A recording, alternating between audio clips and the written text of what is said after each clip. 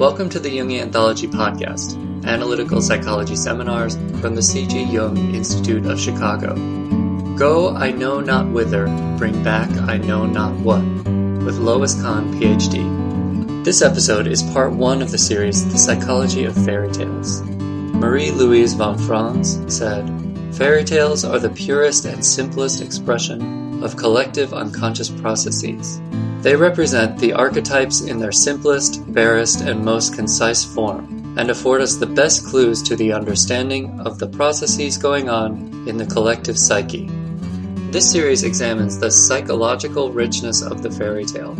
Each recording in the series focuses on a single fairy tale and explores the tale's insight into a particular psychological theme and inner logic. It was recorded in 1991. Suggested readings for this seminar are 2 books by Marie-Louise von Franz, Introduction to the Interpretation of Fairy Tales and The Problems of the Feminine in Fairy Tales, and The Legend of the Blue Bonnet by T. de Paula. Lois, Ph.D., was a practicing psychoanalyst in the Chicago area and Tennessee for almost 50 years. She also taught at the University of Chicago, in addition to lecturing as a psychologist throughout the world. For the complete series, follow the link in our show notes.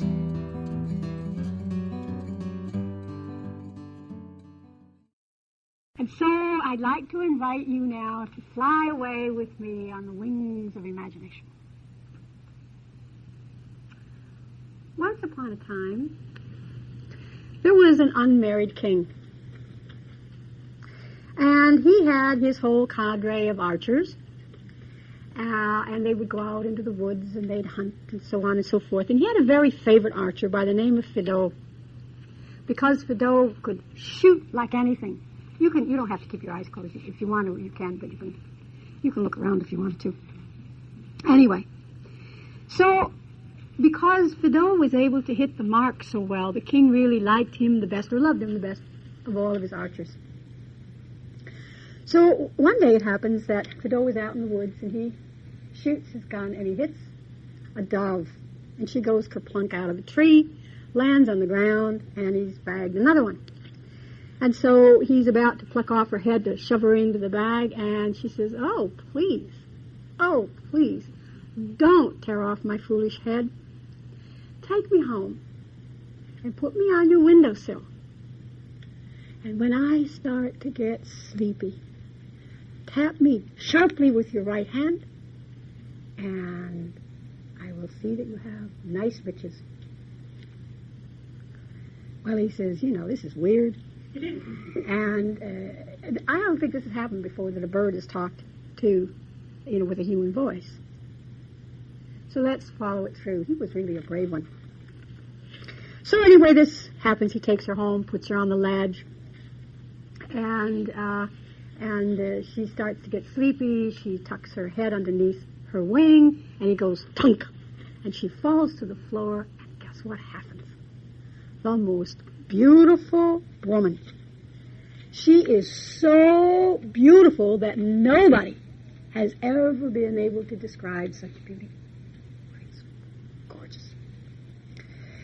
Well, as happens in fairy tales, she says, after she watches him go off and do his thing in the woods and come back every day, and she sees he gets real weary, kind of tramping through the swamps and the woods and so forth. She says, I think what we need to do is to change our lifestyle.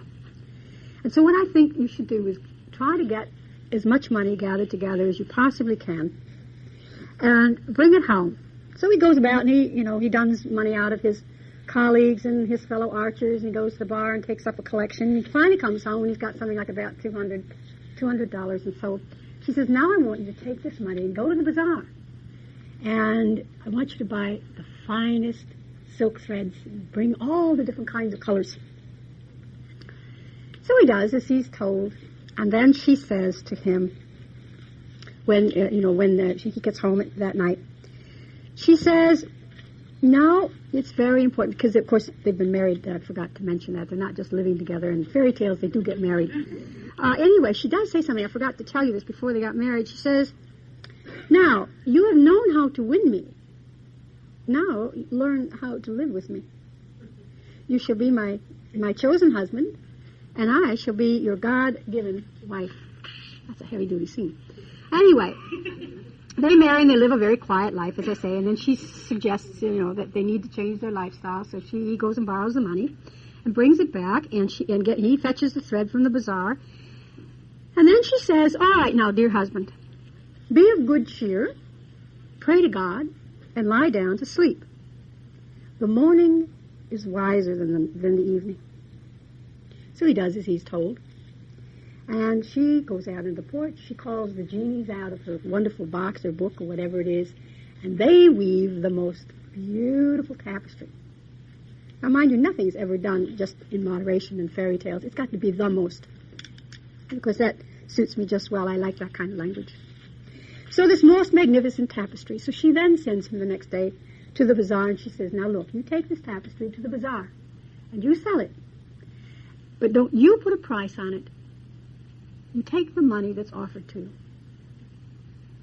He does as he's told. Well, the merchants, it's such fine work that the merchants don't know how to put a price on it. It seems to be almost priceless. So this goes on, and more merchants gather, and they struggle, and they hassle. They don't know what to pay for this thing. Well, the steward comes, the king's steward comes, and he looks at it, and he says, good gracious, that is fabulous. So while everybody else is dithering around, he says, hey, I'm going to give you $10,000 for that. So he does as he's, so Fido does as he's told. He takes the money, and he goes home and gives it to his wife. Well, I don't know what he does. It doesn't tell us. Does something with the money. In the meantime, the steward now takes this to the king. He says, do you want to see the buy I got in the in the market today? He said, it is absolutely fabulous. So he opens it up, and what do you think the tapestry or the carpet is? It is a wonderful scene, an overview of the king's kingdom. He sees his castle, he sees the gardens, it's wonderful, absolutely wonderful. And he says, oh, I must have it. I must have this. Well, this is the king, and the steward doesn't have too much choice, but the king is an honorable man, quote unquote. So he says, I'll give you $25,000 for it. Now, the guy bought it for $10,000. He sells it for $25,000. The Dora only had about $200. Now, you see, that's what we call, trading on the commodities market. You really turn over the money fast. But anyway, the story continues. It's a very complex story. Now the steward seeks the archer because he wants something for himself. So he goes and finds the archer, goes to the house of the archer, walks in the house, and my gosh, there is the archer's wife. He is struck. Amazing. Absolutely amazing. He falls so madly, passionately in love with her, and he is possessed. He can't eat, he can't sleep, he can't drink, he can't work, he can't play. He is possessed. The king says, what has gotten into you? He says, I have fallen in love. I have fallen in love. The king says, hey, this has got to be some lady to have you kind of dithering around like this. So he goes and has a look. Well, one look, and he is gone. So now he loses his honorableness. He gets into what we would call chicanery. What happens is he needs to get rid of the archer. So he says to the steward, I've got a job for you to do. We've got to get rid of this guy because I want that woman. So he said, I want you to find out a way to get rid of her, get rid of him. Well, now, and he says, and if you don't find a way of doing it, you'll pay the price. Well, the guy had already lost his head over the woman, but he didn't want to really do it. So he goes and finds the old crone in the street somewhere, in the bazaar. And he says, hey, lady, I got a trouble, and you've got to try to help me find out how to get rid of this archer. So she says, the first task, tell the archer to go to the thrice 9 lands, to the thrice 10th kingdom, to the island, and there to catch the stag with the golden horns. That's a far piece. So the king gives Fido the archer these instructions, and he gives him the oldest ship. It's a ship that's been retired from the Navy for over 30 years. It's not very seaworthy. And in addition, they conscript the biggest drunken sailors that they can find. And the idea is that it's going to take, I don't know how many years to get there and back, but the thing is the ship will only last about a month on the sea. It'll sink and everybody will drown, and that's that. And he's got a widow that he can take on as his queen. Well, the archer, of course, is, in spite of the fact that he does everything he's told, he's not a dummy. He figures out there's something, kind of screwball here. So, of course, his wife says to go and sleep and pray to God, and that the morning is wiser than the evening, and she calls upon her genies, and they go and get the stag, and they bring the stag back, and it's in their courtyard. And so in the morning, then here is the Fido. He's got to go on the trip. But before he goes on the trip, he's got this big crate, and he takes the stag actually on the boat. They go out, and he's got these casks, and he keeps the sailors drunk, and they're happy, they love it. And they go out for so many days and come back, and the king said, hey, wait a minute, this just didn't work. He said, you were supposed to do a task. He said, I did. I brought you the stag with the golden horn, the golden horns. Well, now, come on, that's just not going to do it. So, again, the steward is sent off to find out what to do. Now the old crone says, well, I'll tell you. Now what he has to do is go, I know not whither, and bring back, I know not what. And he says, and mind you, if you fail, by my sword, your head will roll. The king says to Fido, well, poor fellow, he's really sad and despondent when he gets these instructions. And he goes to his wife. He says, because of your beauty, all of this misfortune comes to me. And so she says, well, you have to go on the trip, because her genies didn't have any solution. She doesn't know where this place is. So she gives him a ball and a handkerchief. And she said, follow the ball. Wherever the ball goes, you follow the ball. And then whenever you wash your face, you dry it with this handkerchief. And so the journey begins. And so we follow the bouncing ball. And when they get to a big river, it becomes a bridge. And it's just magical, magical. And one day, he comes to this beautiful, beautiful palace. And the ball goes right up to the door and goes right in the house. And you think, well, usually you knock and say howdy doody or something, get invited in. But he's following the ball, and so he goes in, and these three lovely ladies are there and say, hey, who are you? What are you doing? What's it all about? Let's get down to brass tacks. He says, look, I am real tired. And so how about if you feed me and let me kind of rest for a bit? Oh, sure, no problem. So anyway, he washes his face. They give him a hand towel. He says, no, thanks, I'll use my little handkerchief. And they see the handkerchief, and they said, where'd you get that? And then they call their mother. And so he tells the story. Well, would you believe they were, those three girls were his wife's sisters. These are his sisters-in-law and his mother-in-law. Well, he tells the story of what his task is. Mother-in-law says, wow, I don't think I know what that's all about. So she calls the birds and the beasts and the insects, and they cover all over the earth. And she says, have you heard of this place? Go, I know not whither, and bring back, I know not what. Do you know where it is? No, nobody had heard of it. They hadn't come across that place. And so she then gets her giants to take her, and she goes out into the middle of the ocean. She says, I want you to take me to the place in the ocean that is bottomless. So she goes there, calls all the fishes up, and none of the fishes have heard. So she says, and then all of a sudden there's a quack. She looks, and here's a rickety old frog. And this rickety old frog says, seems to me, I've heard of a place like that. Well, as it would happen then, this mother-in-law says, okay, she takes a jar, puts milk in it, puts the frog in the milk. I didn't know that frogs like milk until I read this story. And then he carries this, and wherever they go, the frog is the guide. There's a river of fires. The frog gets big and huge, and leaps over and so on. But anyway, they finally get to this place. I know not whither. And in this place, I know not whither, we discover that what has happened is that he has to kind of change himself, and he sneaks in and hides himself in a cupboard.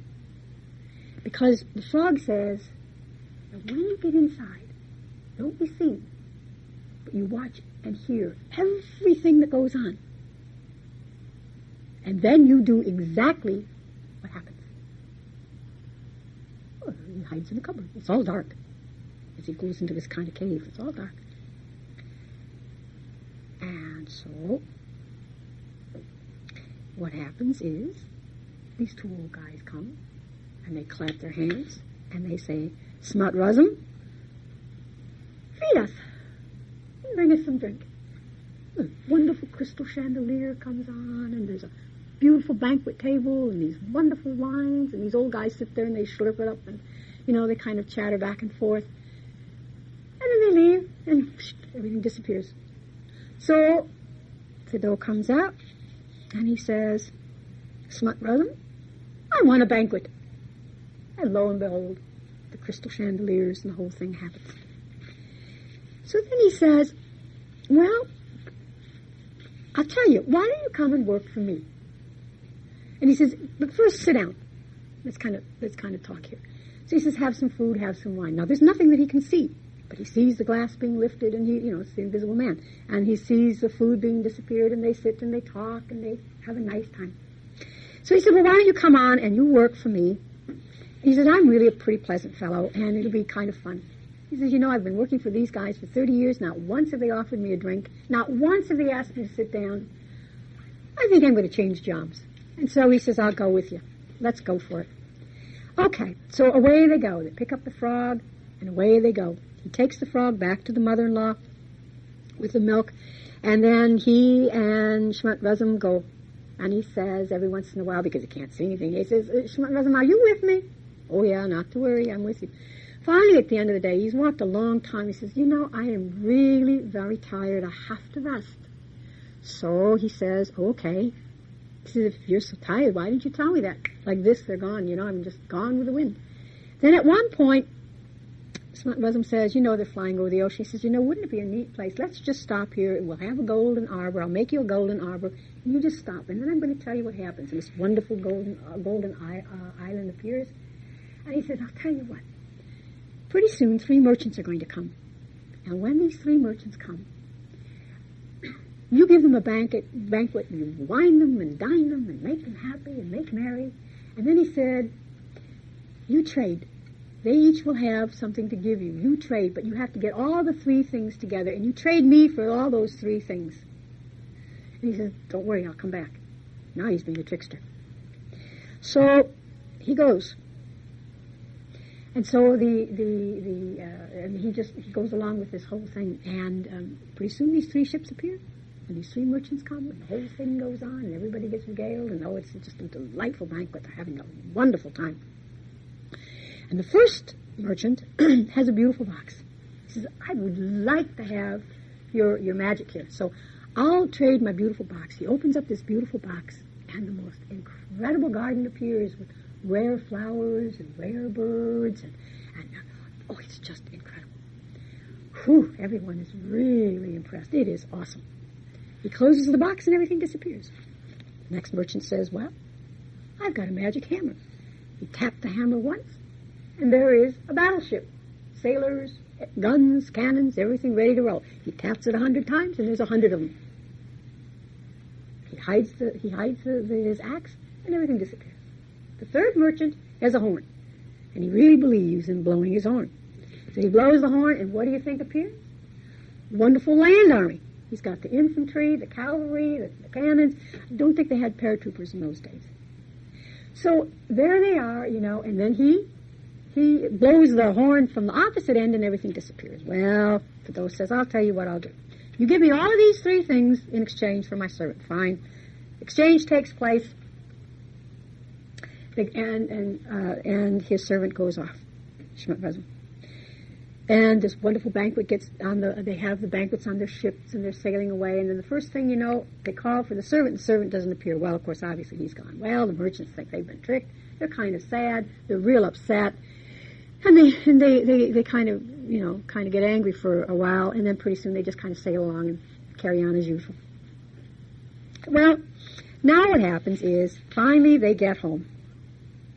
And once they're home, Fedora says, wouldn't that be a neat place to put up a palace? Oh, yeah, no problem. We'll be done in a minute. Choom, like this. And it was done.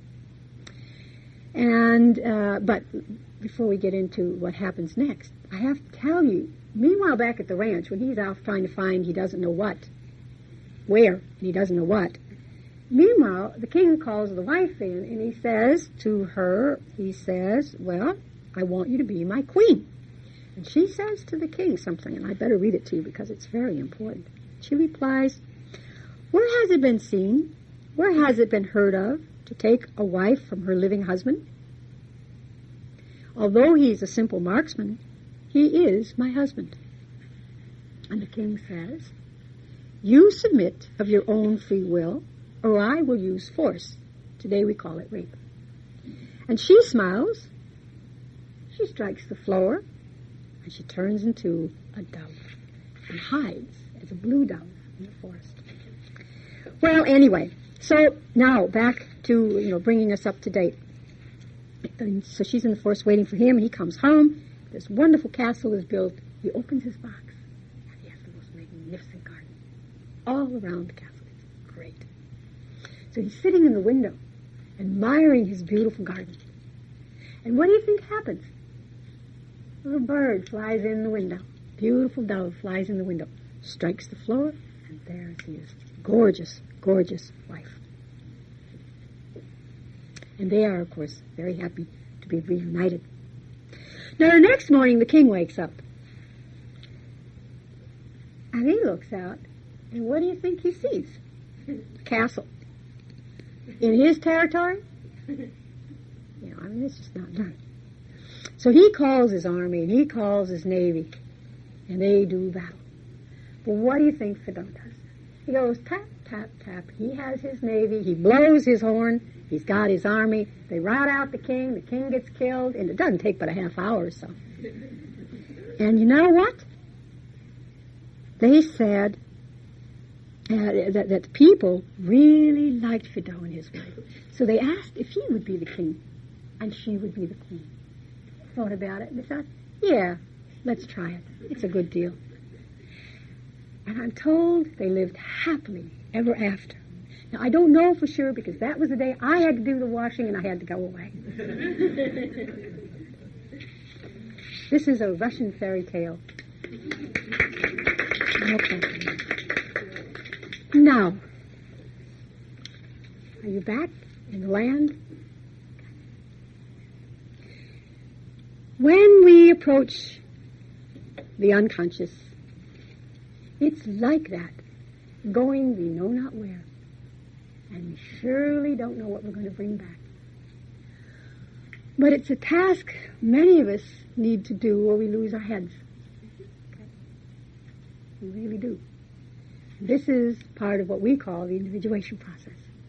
And we use myths and fairy tales and all of these as part of our process of stimulating the imagination, of helping us have a context out of which we can operate, and of understanding our place. Okay?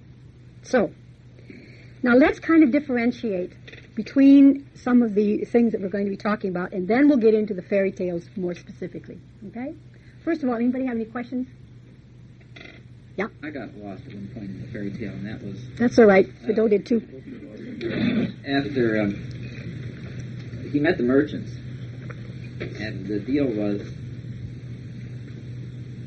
how did they give him these three things? I mean, he gave up his servant, right? He gave up his servant, and he said that, well, if you take my servant, then I want these three things. Each one of you has to give me one of these things. And that was the garden. The box, it wasn't Pandora's box, but it was the Garden of Eden box, okay? And then which is incidentally, from a psychological point of view, a very significant image. Because psyche will very often, especially as one begins the individuation process, you'll have what I call a Garden of Eden dream. It's a paradise dream of some sort. Because if you're going into that rough journey, you have to have something to hold on to say, oh, That's going to be the goal, or that's the place one day I can rest. So very often, initially, when you go into analysis, agitated, distressed, upset, whatever, you will find that there's a certain kind of relief of the initial pressure. And then you'll have a beautiful dream.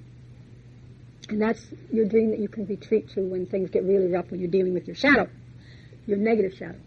And then, and so it's that dream, or that image, that's very important to be able to have. You need to have some place in the psyche, or some place in the soul. Eventually you find it becomes the sacred space within. Eventually, that's your sacred space. But that's the image then of the garden. And then the second is the hammer, and the third is the horn. Okay. Anybody else have any questions? Yeah? Go, I know not whither, and bring back, I know not what. It's in the Russian fairy tales. Neat one, huh? Okay. Now, let's just do some differentiating here. Now that I'm going to kind of shift you out of your right brain into your left brain. And then we can all prove we're brainy, huh? Okay, myth. A myth is a traditional story, and if you want any of these definitions, just go to the dictionary. Okay, so just listen. It's a traditional story, ostensibly with historical basis. It serves to explain some phenomenon in nature, or the origin of man, customs, institutions, religious rites of a people. So that, in other words, the myth is really a very powerful story of the psyche and of the soul. A legend is, usually a legend is a story of a saint, or the story of some kind of wondrous event that occurred somewhere, and it's one that gets handed down generation after generation, and it may belong to a group of people. So the Irish have their leprechauns, or you have the Celtic stories and so forth, and these are the stories that people tell. You have the stories in Ireland, for instance, of St. Patrick and the snakes and so on. Then we have folk tales, and these are stories with legendary or mythical elements, and they're handed down usually among the common folk. It's not the kinds of stories that usually gets told in the king's castle, but among the common folk. And our folklore, of course, we can scientifically study to give us a sense of people's customs and traditions and beliefs and so on. So these are the part of the oral tradition that recorded people's history, a people's history. A fable, your Aesops and so on. Now these are fictitious narratives that are intended to give a moral truth or a moral precept. It's the way we teach children the do's and the don'ts and the shoulds and the should-nots, and eventually the good old super-ego takes over. But to try to teach children initially, you have to make it in fun game. And it's only later that we can really hammer down. And a saga. Now sagas are very special because this comes out of the medieval Scandinavian literature, and you will discover that, for instance, in Iceland they have a very special sagas. And there are the stories of battles and customs and legends and so forth that are given in narrative prose. And again, it is a traditional history of a family or a village, a group of people. It's the oral tradition. So that kind of gives you a background of a lot of the images that we have that carry the story of human beings. And the one that we focus on, and of course the intent is on fairy tales. The Bible, I guess, if you will, in Jungian circles for fairy tale interpretation is Marie-Louise von Franz. She's quite a storyteller, actually. She loves telling stories. I do too. And fairy tales, she says, are pure and simple expressions of the collective unconscious. And fairy tales are psychic process. All of this you can read just in the very first few pages that Marie-Louise von Franz has. The significant thing about fairy tales is that we have archetypal images. And they seem to be pretty clearly articulated in fairy tales. we could take just a few of the figures in our Go I Know Not Whither. The frog, a very powerful image. Incidentally, just as I was driving in, there was a song, he's a wonderful singer, quite a balladeer, and he's talking about being a New Yorker. He lives out in the West Coast, and he's singing his song and so forth, and he's saying, who am I, and I am who I am, and trying to make some kind of declaration in spite of the fact that he's all confused in terms of where his territory is. But the wonderful thing, one little line in there I chuckled at as I was driving into the parking lot, was that he was singing, did you ever hear of a frog who wanted to be a king and became one? So that, the fairy tales become, or these kinds of symbols become quite, it's a shared experience. I mean, you all know about kissing the frog and it becoming it's a bewitched prince. So that doesn't even have to be explained. It's something that people share. Anyway, Neil Diamond, yeah, that's it, thanks. Eventually, it would have come, thanks, yeah. All right. The thing about the fairy tales that von Franz says is that there are, that the material in the fairy tale is specific. It's less specific, and it's very unconscious material. Over against, for instance, myths, which are really far more indicative of the collective. Essentially, it's unconscious consciousness. It truly has much more of a significance, or it's closer to the conscious realities or the conscious attitudes of people. Also in myths, you have the stories of the hero, or the gods.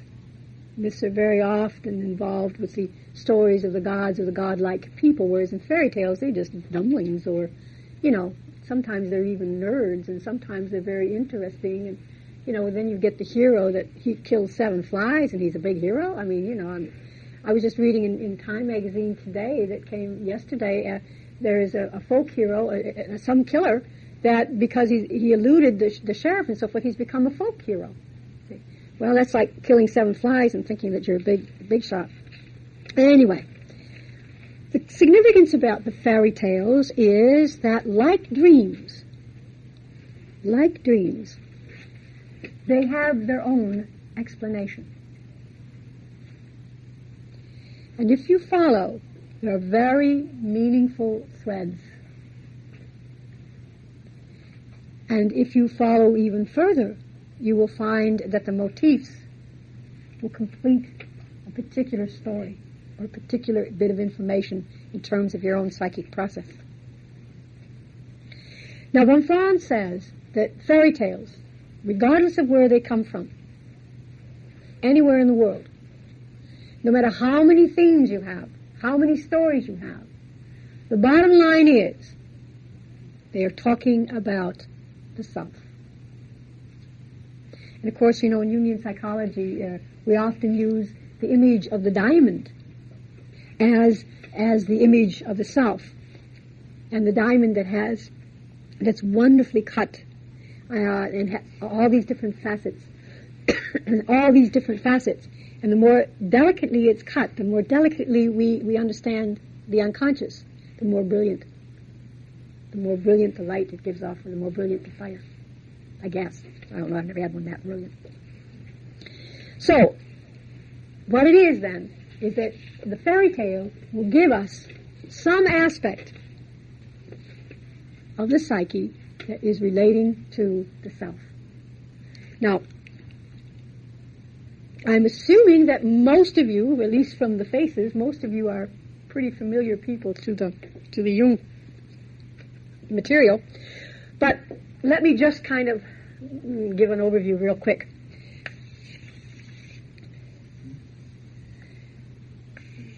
The center of the psyche, or the center of wholeness, Carl Jung calls the self. Okay?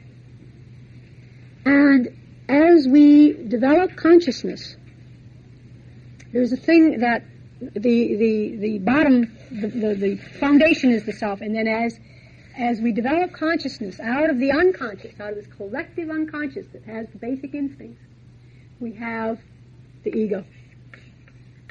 Now the ego is the conscious part. It's consciousness. The part that has to deal with the world. And incidentally also has to deal with the unconscious. And we define ourselves, we figure out who we are, and so forth. Now, then what happens is, after we have the idea of the ego, that is, after we begin to get some sense of who I am, or the me, in developmental psychology, this happens around 2 or so, when children really begin to define that they are separate. It's very traumatic for parents, but, they have to learn to live with it. But then we begin to discover that here is this conscious area, and we begin to find that there are different kinds of archetypal images. We have males, we have mother, we have females, we have and we have aunts, and we have all these, and we have fathers, and the male, and the masculine, and uncles and grandfathers, and so on and so on. And then we have different aspects of the psyche. We have the shadow. If you're a woman, the shadow is a female, and if you're a male, the shadow is a male. And then if you're a male, you'll have the feminine component called the anima. She carries the soul, and she's the most beautiful, and no words have ever been able to describe. Or if you're a female, and you have the inner masculine, called animus, and though he's a simple man, a simple archer, he is my husband. So we do relate then to these different aspects, but every one of them comes out of the self. But see, if we try to relate to the collective unconscious and all those archetypes in terms of the self, without first differentiating, we have a psychotic episode. That's what really being mad is. Okay? And the way, for instance, that John Perry works with madness in adolescents is helping them reform all that chaos. That their story, whatever the story is that they're living out, you'll see this in Myth and Madness.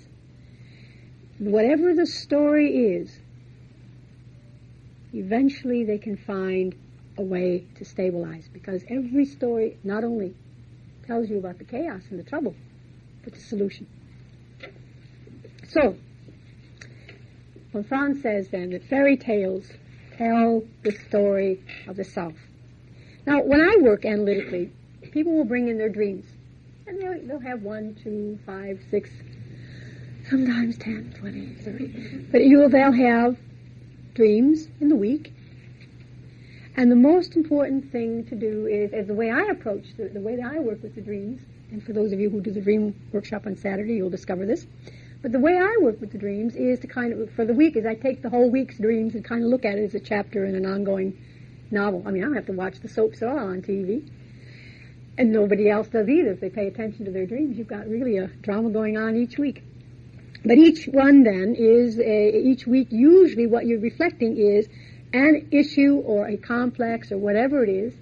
And the dreams in the week will very often be themes on the same complex, or themes on the same issue. And it just gives you a different point of view. This is especially true if you have the same dream, if you have 3 or 4 dreams at night, in the same night. Then what you're really doing is you're looking at the front side, the back side, the upside, the downside, how many dreams you have. You're really looking from different points of view. It's a holographic image when you have multiple dreams like that. Okay? It gives you really the depth and breadth. Well, the fairy tales will do the same. Okay? They really will do the same.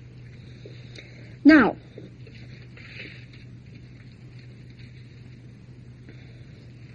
a new book that's come out, Fairy Tales in Society, was based on a conference that was done by a linguistics department, published by the University of Pennsylvania. You said that it's been on.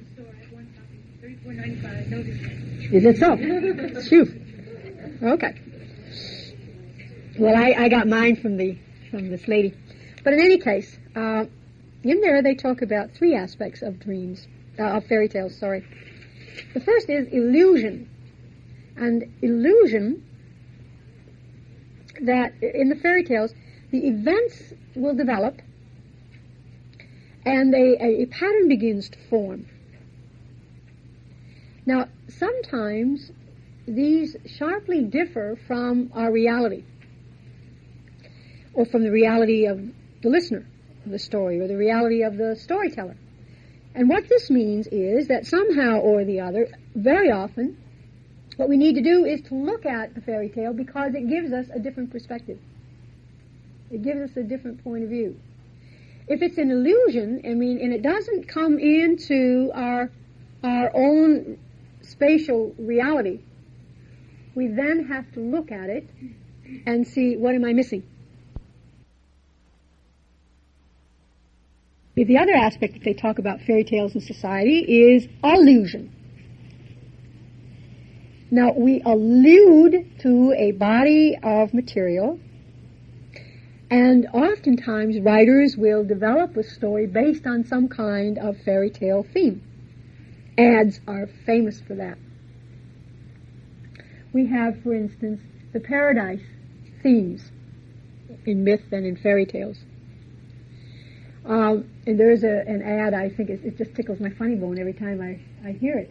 There's an ad on TV right now, and there's this wimpy voice that comes on the TV, and it says, "Eve, do we have any snacks?"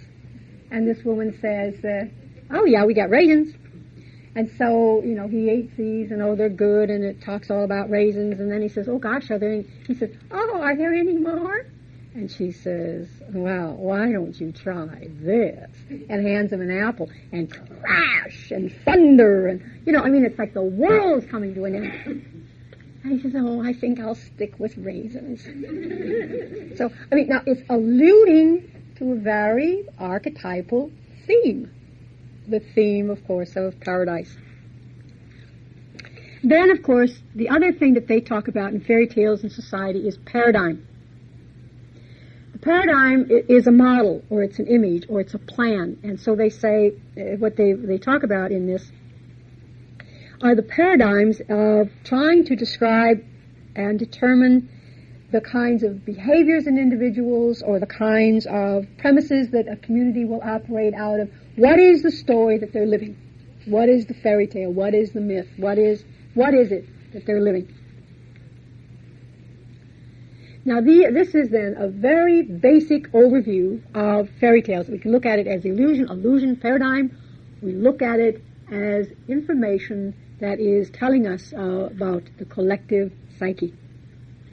And then when you start dreaming the fairy tales, then what you have is, of course, your paradigm, if you will, and the kinds of things that you are living out. I have permission from somebody to speak very briefly about a dream the other day. Somebody came in, very beautiful woman. She's just gone through a divorce. And she had done a lot of projection on her husband's best friend, and a lot of kind of fantasizing around him. So there was a lot of psychic energy or libido that went into him, but nothing was constellated other than basically through her fantasies. But this woman, who had been married for many years, came in with a sequence of dreams this past week.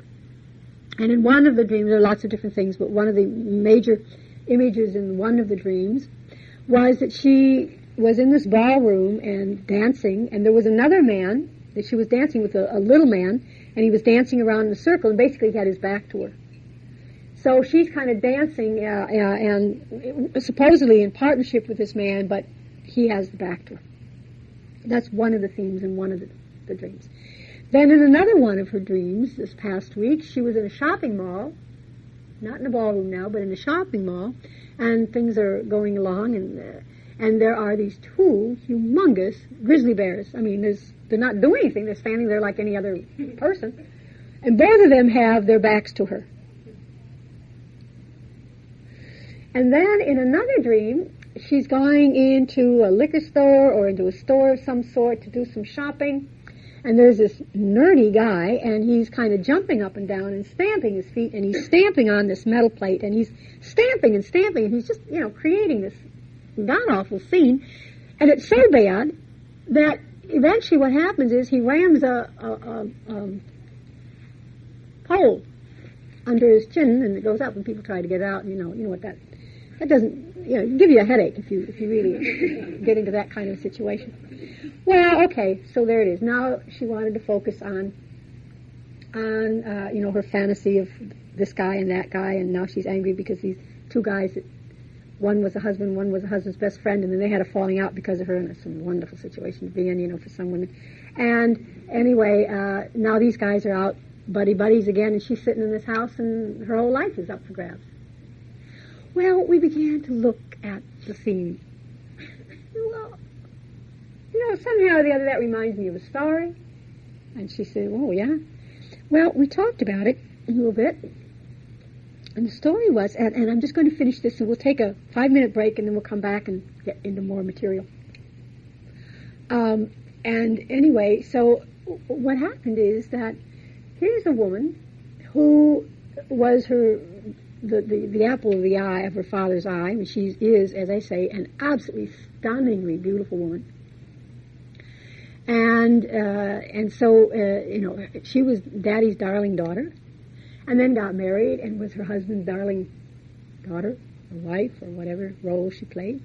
And she was just beautiful, and she was just everybody's darling. She just did whatever she was supposed to do. Well, I said, that reminds me of a story. And then I started to tell her about Rumpelstiltskin. Now, if you remember, we won't go into it in detail, but if you remember in Rumpelstiltskin, his daughter is at home, and her dad goes into the bar.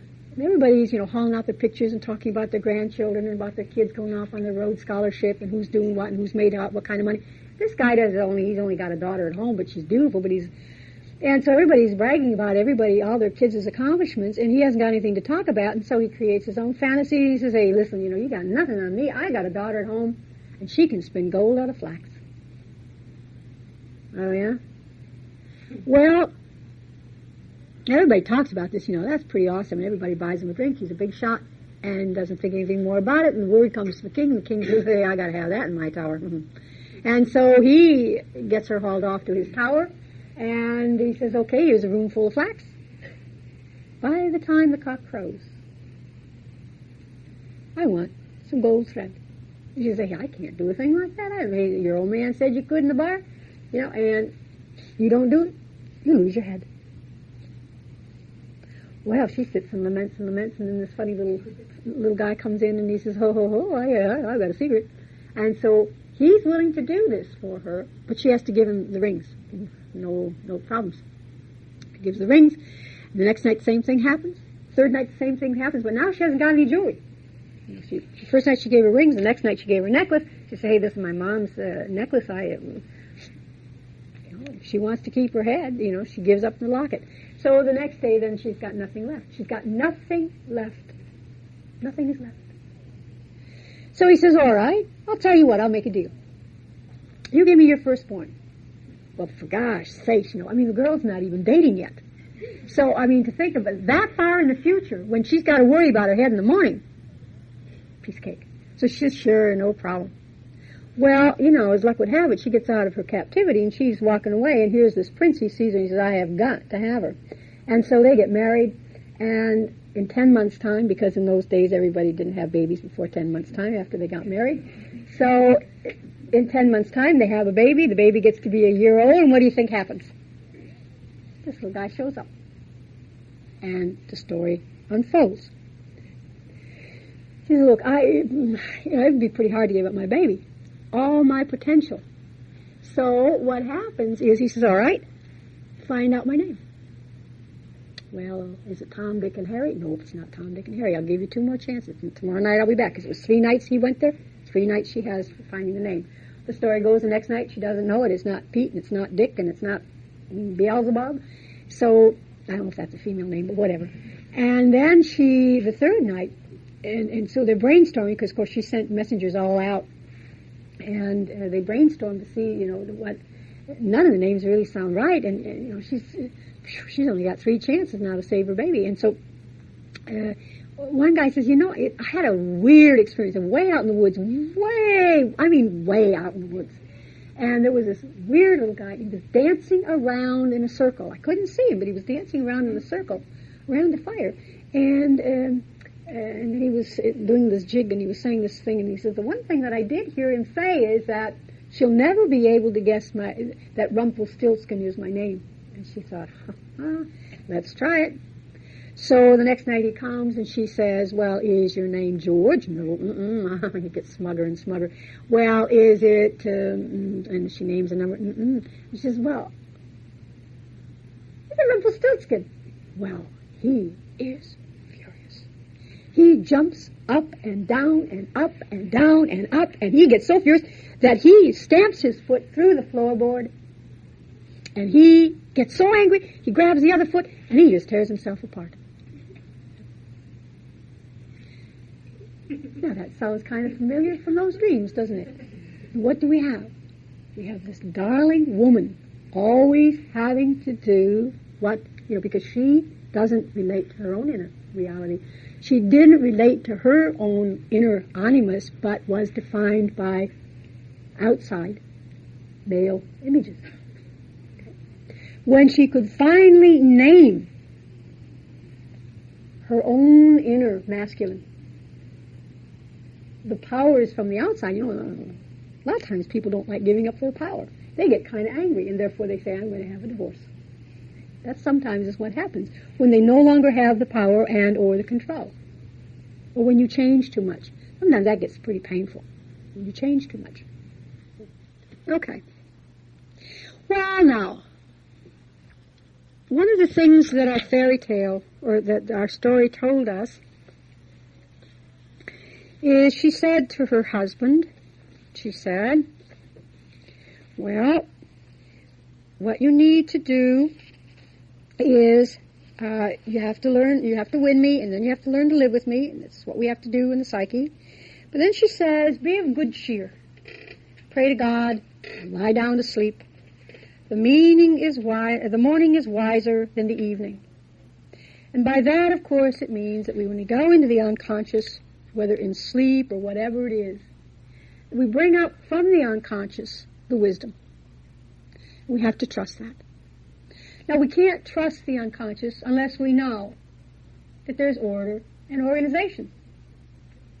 I mean, good gracious, if any of you have ever walked into a psychiatric ward and watched people who are turned inside out, that is, they're living out the collective unconscious, that's a pretty scary thing until you begin to see the patterns or you begin to see the meaning.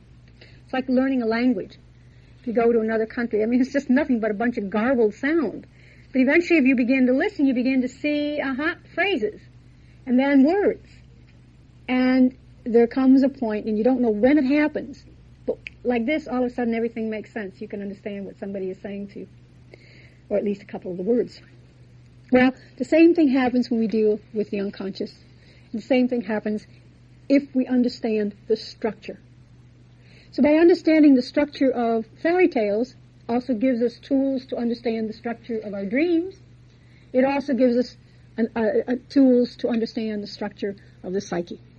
Because, strangely enough, there is a lot of consciousness in the unconscious. As a matter of fact, I once had a dream to that effect. I think I've shared that before in different classes. An aunt of mine who is my shadow, that is, she's exactly opposite to me. She's very sensation. Her house is so neat that it's just... And anyway, so the thing is that she has a shopping bag filled with books. Most of the time she just reads romances. That's one area that we do share, but still. And I do read a few other things, too, from time to time. And so she had this book by Carl Jung. It was the 19th volume. He got 18 or so. The 19th volume called Consciousness in the Unconscious. And then it was, after that, things began to fall into place. So what we have to do is understand the structure. And we start by the structure of the fairy tales. And von Franz goes into this in much more detail.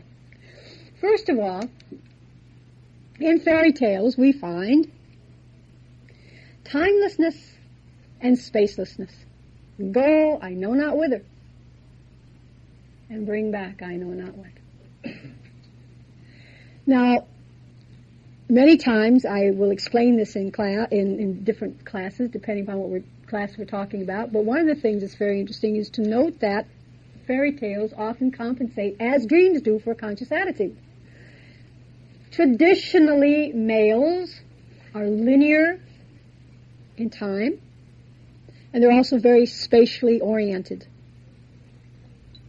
See, women often have images of the circle.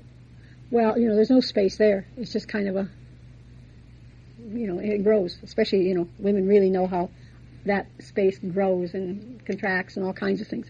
So males psychologically, if we say from a traditional point of view, the consciousness attitude of males is time and space. Doing things, and they make appointments and they do things on time, and they've got the train schedules, and that's the way it goes. And you work in this particular place, and you go to that place, and you have your car to get you from this place to that place, and so that would be quote unquote the masculine consciousness. Females, on the other hand, tomorrow, next day, it's okay. 9 months from now, you're not going to rush it. Things are going to grow as they grow. Pregnant women know that for sure. Well, then in the fairy tales, what happens? With our wonderful Rumpelstiltskin, by the time the cock crows, she has to achieve a task. And so there's always a time restraint on women in the fairy tales. They've got to do the stuff on time or suffer the consequences. Now, males, on the other hand, in the fairy tales, well, gosh, they don't know how far. Maybe it's close, or could be far, or maybe it could be an hour, or maybe a month. We've got the wonderful story of dumb Hans who goes out and, serves this cat, because he's supposed to get a horse, so he serves the cat. Now, if you can imagine something like that.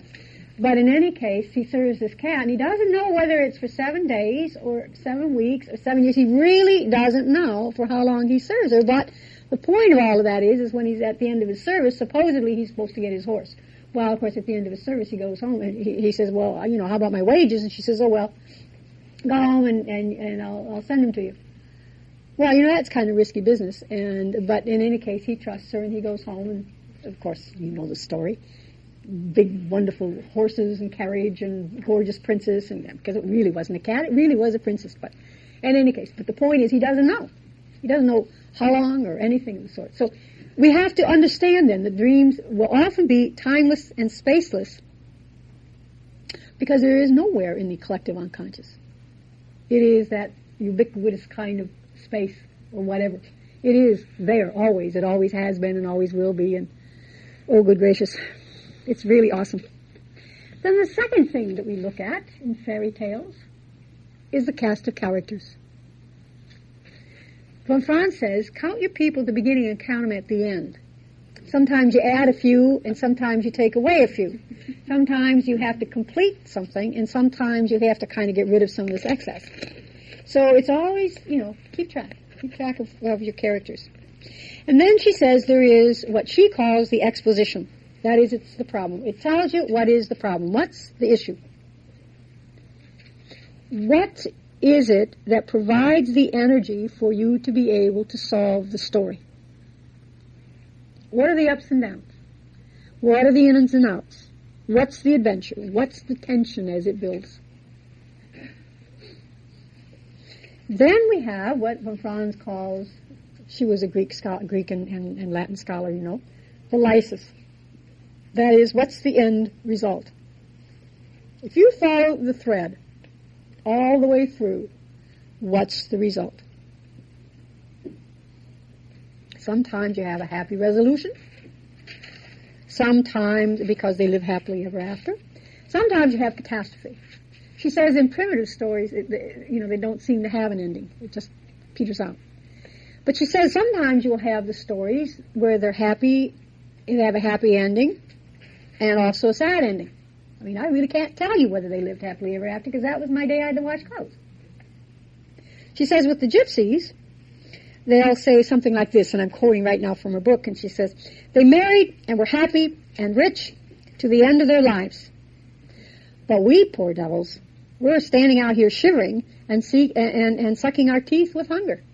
And then they go around and pass the hat, poor fellows.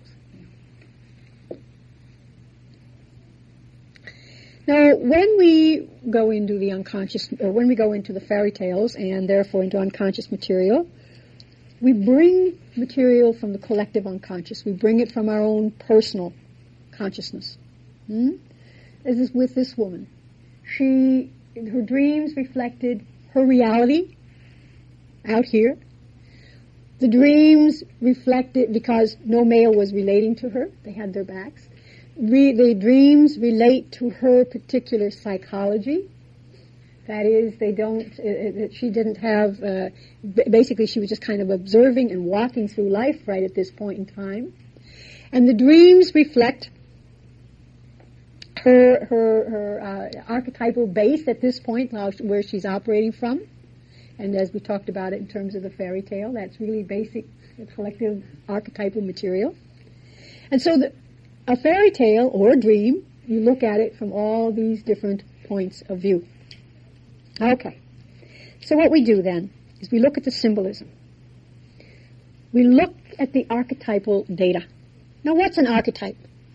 It's a wonderful word. The archetype essentially is instinctive energy.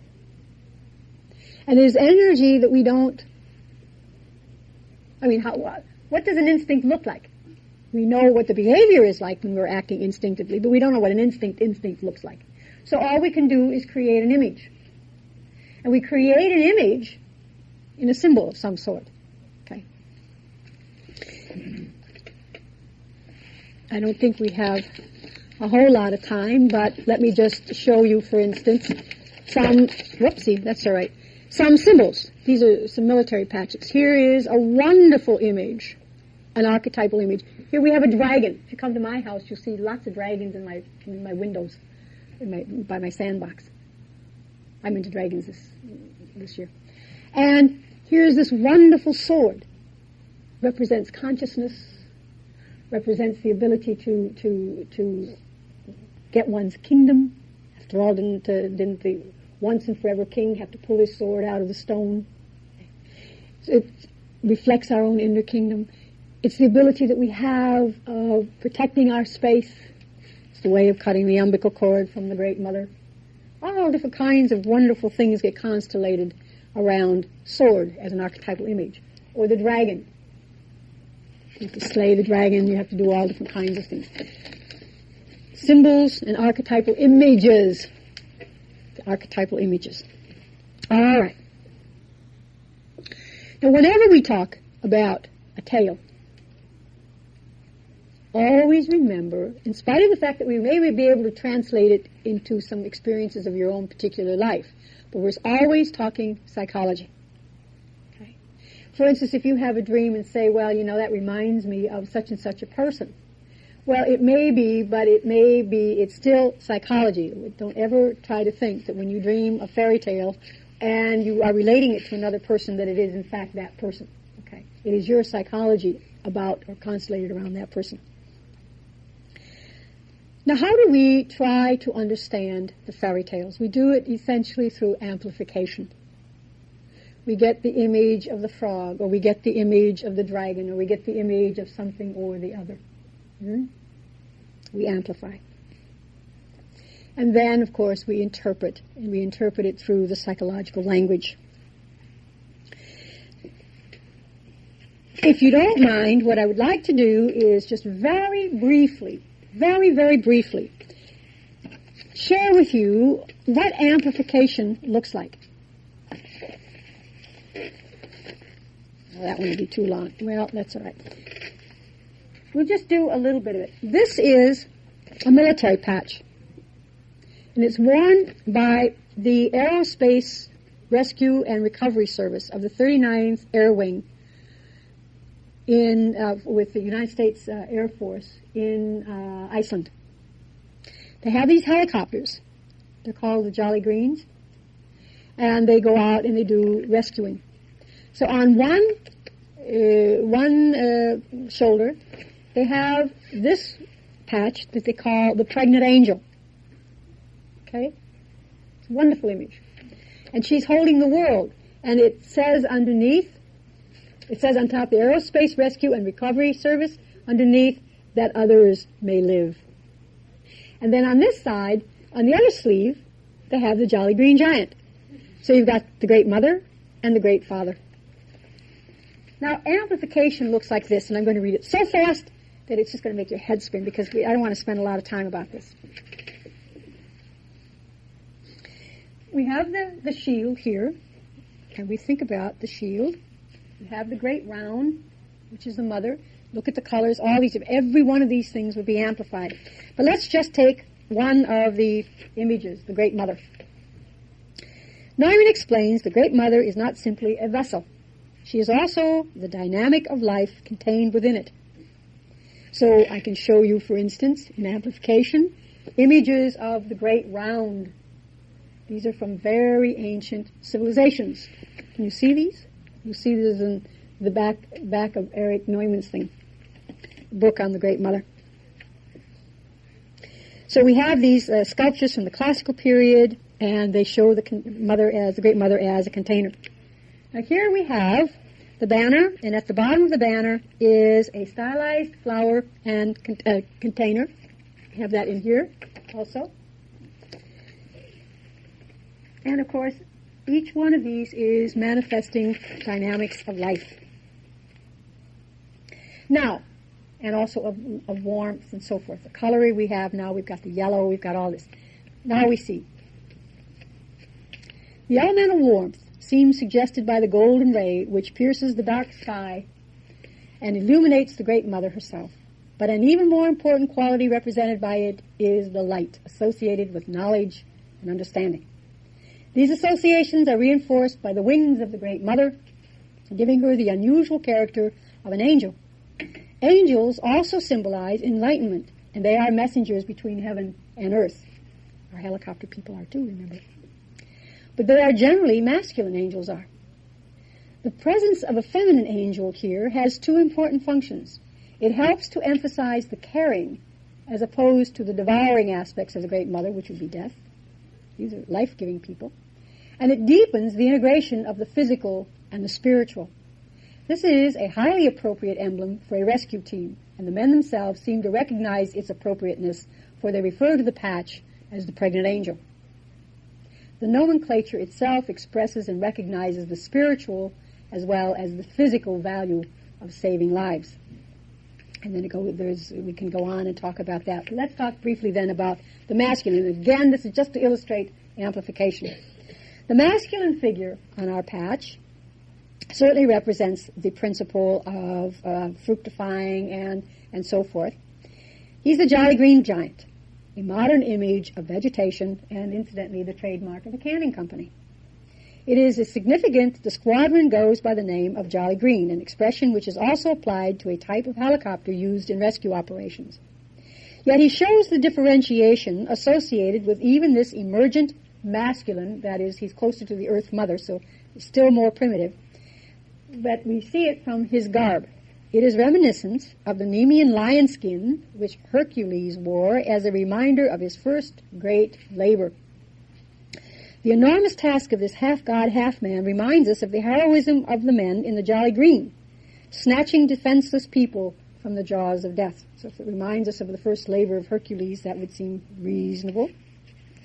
And so on. We go on and on as we begin to amplify even further the symbolism of the archetypal symbolism here of the military patch. So I just wanted to show you how one just does this amplification. Reminds me of this, it reminds me of that, it reminds me of something else. This is what it means in this culture, this is what it means in that culture. And if you want to know more, you can look at the dictionaries on symbolism and see how a symbol can be amplified. All right. So, what do? We look at the fairy tale, go I know not whither, and bring back I know not what. And what are some of the points that we bring out? We've been bringing them out periodically throughout the session. The first and foremost is the state of the masculine psyche. He's part of the collective. He's one of the boys. He's not differentiated, is he? He's still one of the archers. The king is unmarried. We have an unbalanced situation. So right in the beginning we have a king who doesn't have any female, a steward, and a bird.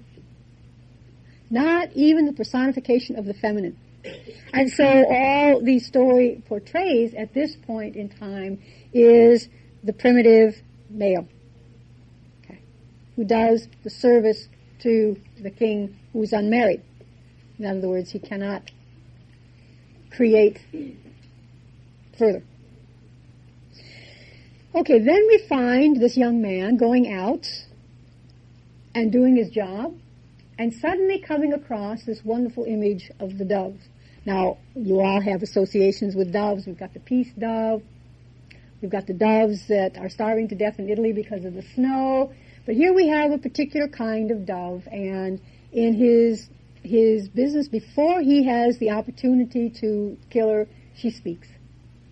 This is the voice of the Holy Spirit, but it's the feminine spirit, because there's no spirit at this point, no feminine energy in the story.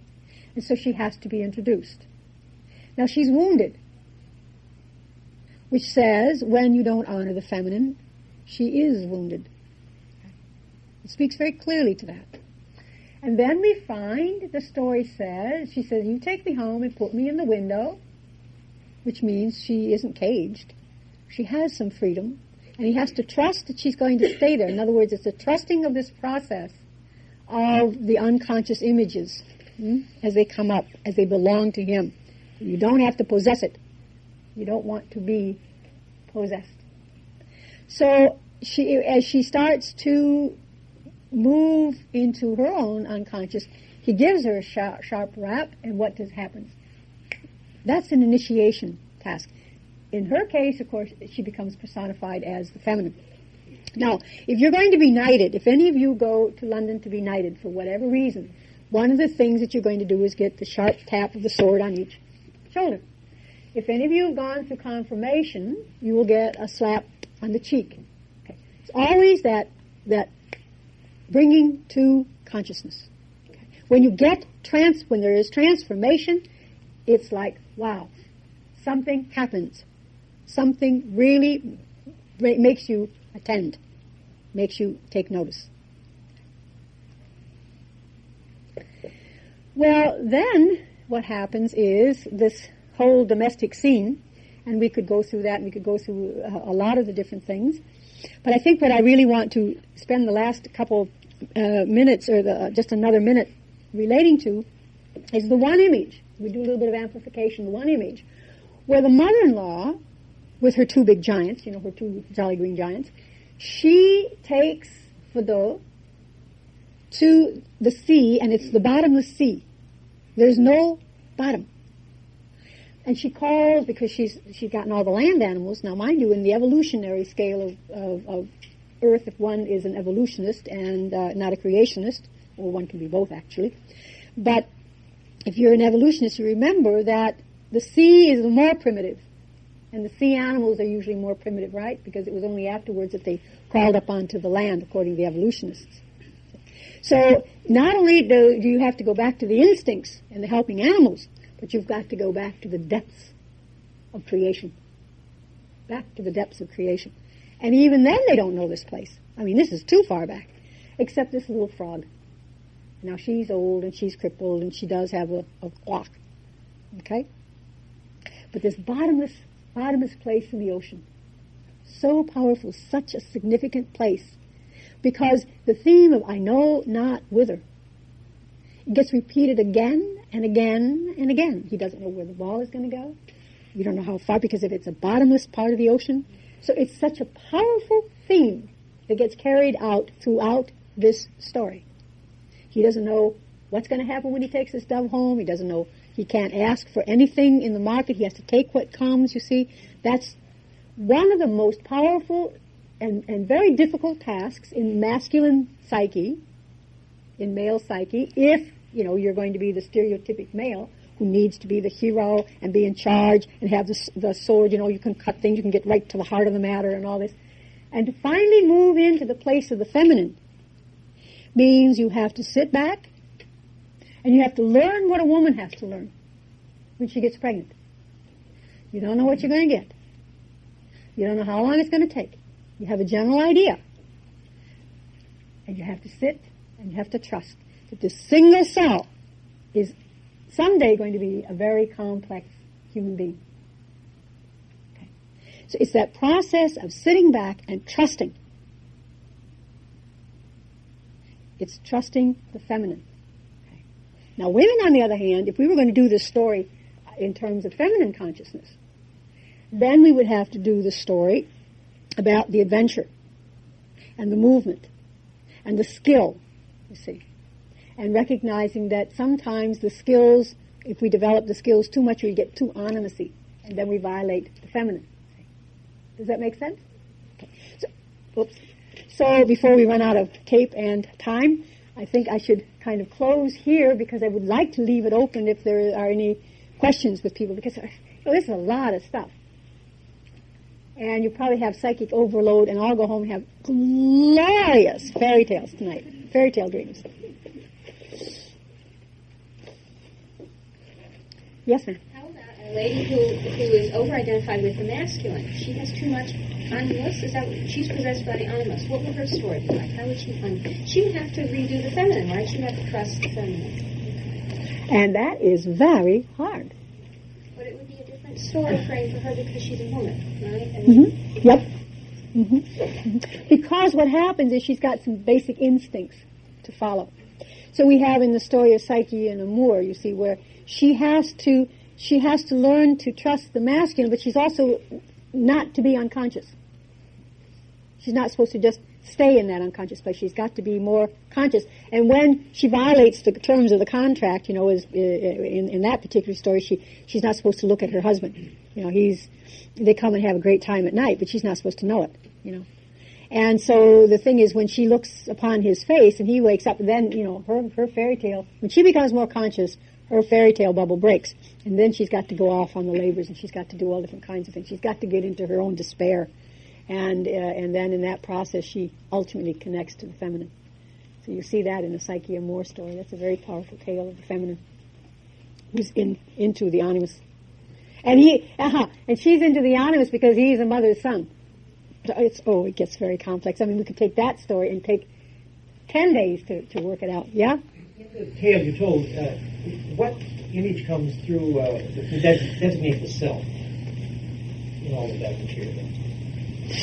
Of course, all of it would be, but is there any particular one that you point at? The voice, the servant, yeah.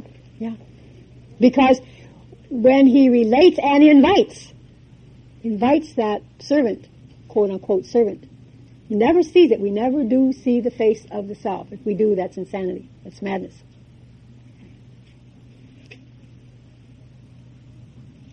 Of course, there isn't one of the characters in there that isn't an aspect. That isn't a part of the self. But they're, you know, the differentiated aspects of the self. Anybody else have a question? I have a question. Well, how does this inability to see the self relate to the concept of, say, to see God is to destroy the self? You might say it's in the Old Testament, isn't that a theme? Well, I think in the Old Testament it says you cannot look upon the face of God, because if you do, you lose. You're dead. Basically, you're dead. I mean, you cannot get that into the collective unconscious. Or they say it's madness, it's insanity. And so you can only do it indirectly. And that's why we have the symbols and we have all these different things. And so Moses couldn't look, he could only see the burning bush, you see. Or the backside. Exactly. So it's essentially the same thing as what you're saying, fairy tales, I say. It could be. But basically, you cannot look, you can't look that far. But you have the image, the diamond. The mandalas are beautiful images of the self. The golden ball, he follows the golden ball. That would be another aspect of the self. Well, in this particular case, it wasn't a golden ball; it was just a ball.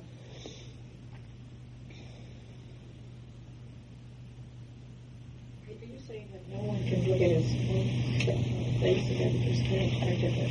No, the self as an archetypal image is that ordering principle within the unconscious. And see, none of the archetypes, the instincts are seen directly. We can only see it through our own images, and that's basically what we're talking about. But if we don't keep the ego active, then what happens is, or the active so that it stays in the world, then it gets sucked into the unconscious, and there's a kind of a swimming around, and then you see this in madness. And so if you look at Roots of Renewal in Myth and Madness by John Perry, you see then how they have to tease out the ego again so that you can make sense out of what's going on in the unconscious. You have to have the structure. That's the bottom line.